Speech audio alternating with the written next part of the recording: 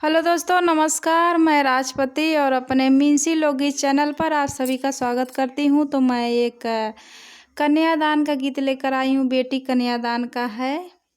अच्छा लगे तो लाइक और सब्सक्राइब जरूर करिएगा दोस्तों। पापा बड़े घरे कैला मोर बियाहवा कदरया बनाही होई।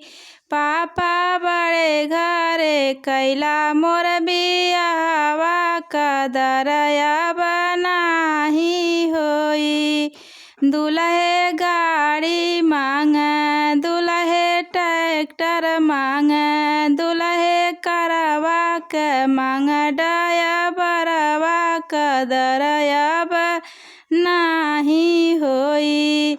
दुल्हे करवा के मांगे डाया बरवा कदरया नाही होई। बेटी गाड़ी देबो, बेटी ट्रैक्टर देबो, बेटी करवा के देब डाया बरवा कदरया नाही होई। चाचा बड़े घरे कैला मोर बियाहवा कदरया नाही होई।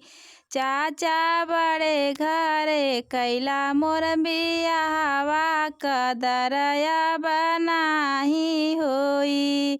दुल्हे गाड़ी मांगे, दुल्हे ट्रैक्टर मांगे, दुल्हे करवा के मांगे डाया बरवा कदरया नाही होई।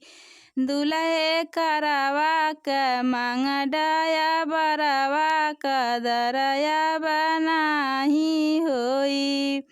बेटी गाड़ी देबो, बेटी ट्रैक्टर देबो, बेटी करवा के देबो डाया बरवा कदरया ऐसा होई।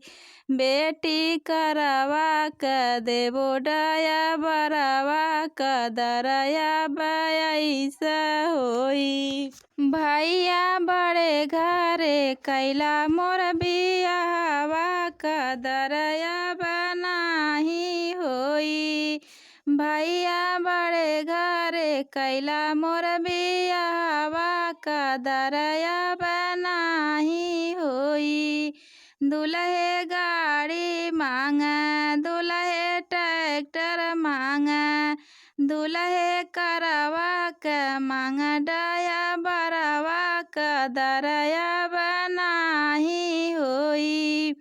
बहिना गाड़ी देबो, बहिना ट्रैक्टर देबो, बहिना करवा के देबो डाया बरवा कदरया ऐसा होई। बहिना करवा के देबो डाया बरवा कदरया ऐसा होई। भैया बड़े घरे कैला मोर बियाहवा कदरया नाही होई।